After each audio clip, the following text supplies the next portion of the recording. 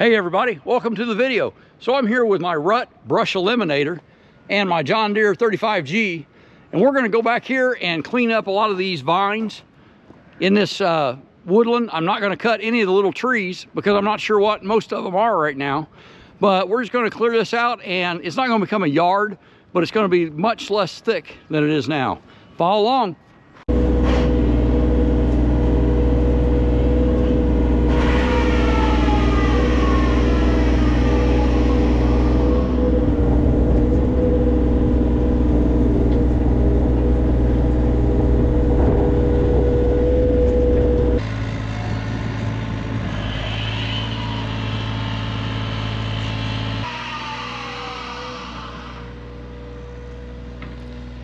Hey everybody, so this is the Brush Eliminator from Rut Manufacturing, and I've had this about, I don't know, probably 4 years now, and I'll tell you what, the more I use it, the more I'm impressed by it.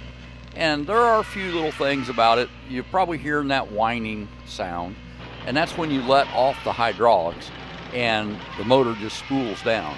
And I've had so many comments telling me that I'm going to blow the seals out of that thing because of that.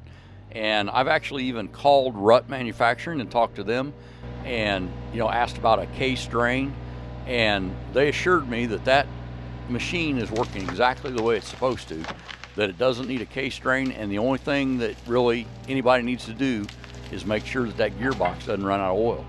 And I've got a video out where I actually changed the oil in the gearbox last year.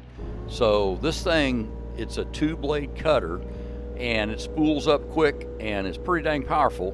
And the thing that amazes me the most is that the cutting blades on that thing, of all the cuts I've done with it and all the stuff I've cut, and I've hit rocks even with it, there are no chips in that AR 400 cutting surface.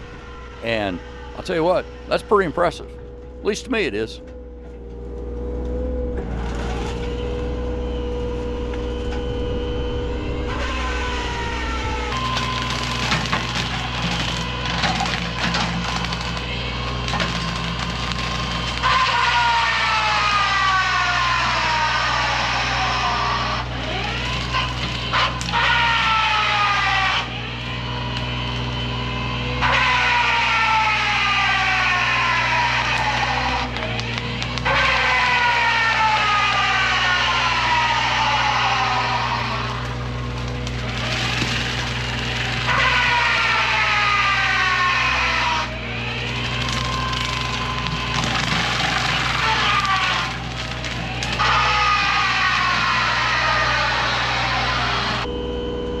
Maggie and I are wanting to thin this undergrowth out, and a lot of these, everything that's green right now is pretty much those, they're called multiflora rose, and they're a invasive species, and they have such sharp thorns on them.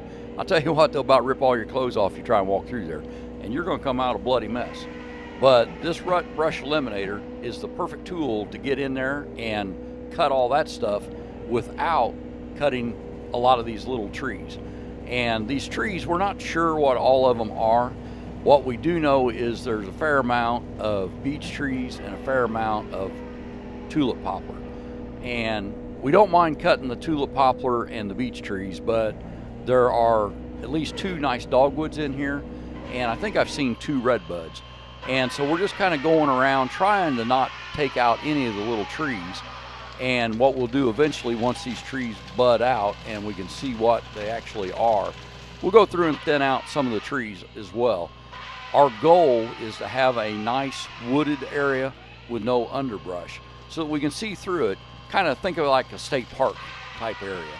And we will end up throwing some grass seed in here and probably running a mower through it, but it ain't going to be no 6-foot mower, that's for sure. Like I said, we don't plan anyway on leveling any of this terrain out. We just want to make it where it's more park-like, because it is our front yard. And I don't know if you've noticed, but Maggie sure has. We've got a lot of gravel right in front of our house, and she doesn't think it's the most attractive thing. So I'm just trying to green it up for her.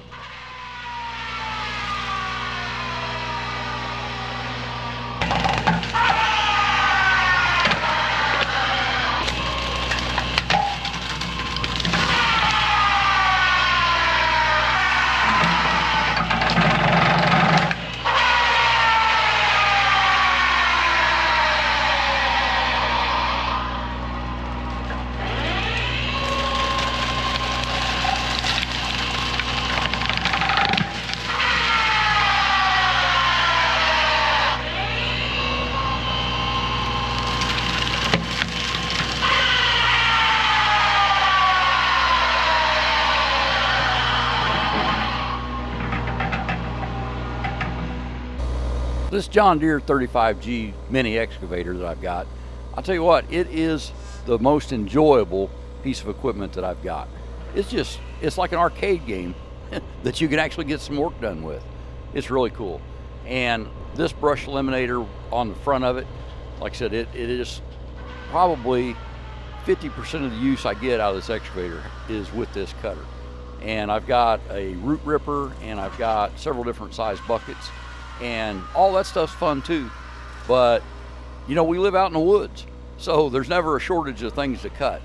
And it's pretty much an arcade game, no matter if you're cutting or digging. And guess what? You don't have to call before you dig if you're running a brush cutter.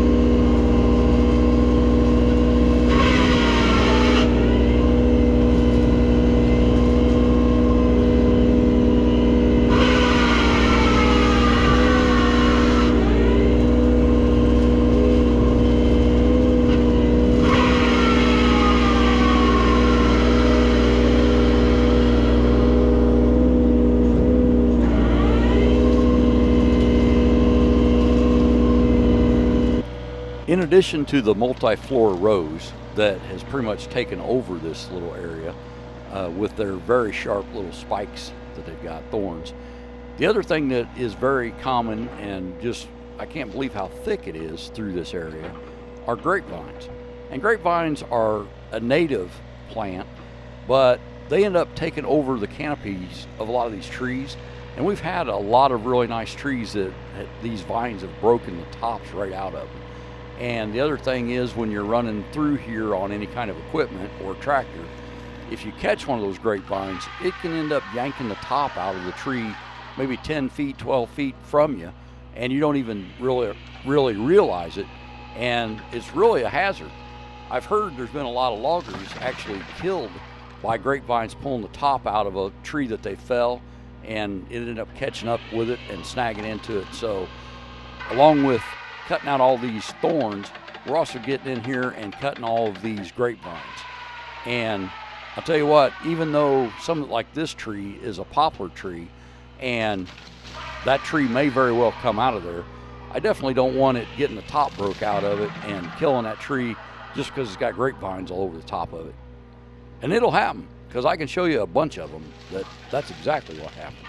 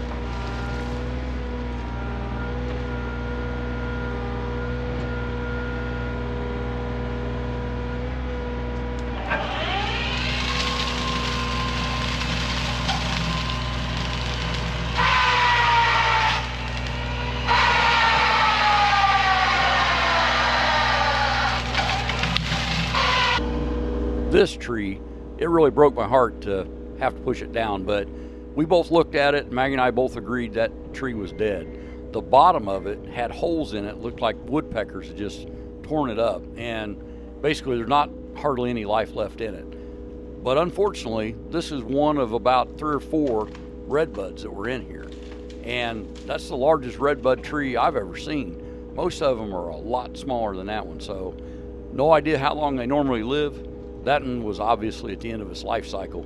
But what I'm going to do is make sure I don't cut any other small trees around here, just in case maybe there's 1 or 2 little baby redbuds from this tree. But whether there is or not, like I said, the goal was to clean this up, and having a large dead redbud, even though it's a redbud, it's just not really going to fit in with our plan.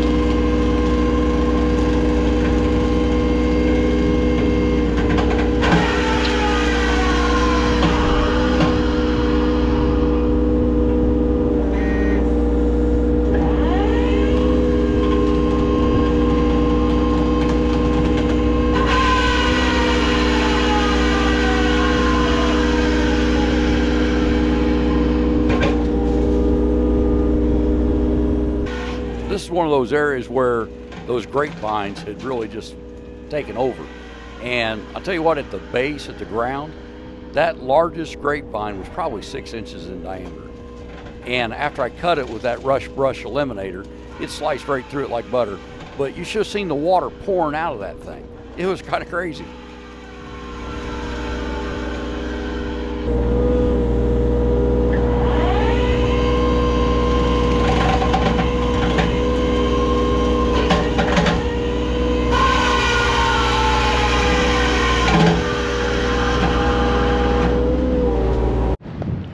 All right, well, that's going to do it for this video. We think it's a lot better.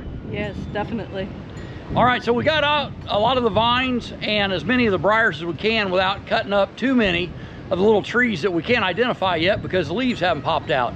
But all in all, that's going to go a long way towards making that more like a yard. It'll be a woody yard, but it's still a yard. It'll be a lot better than it was. That'll be nice. All right, well, thanks for watching. Give us a thumbs up if you got anything out of this video, and we invite you to subscribe to see more. Have a great day and be safe. Yeah, it's better. I mean,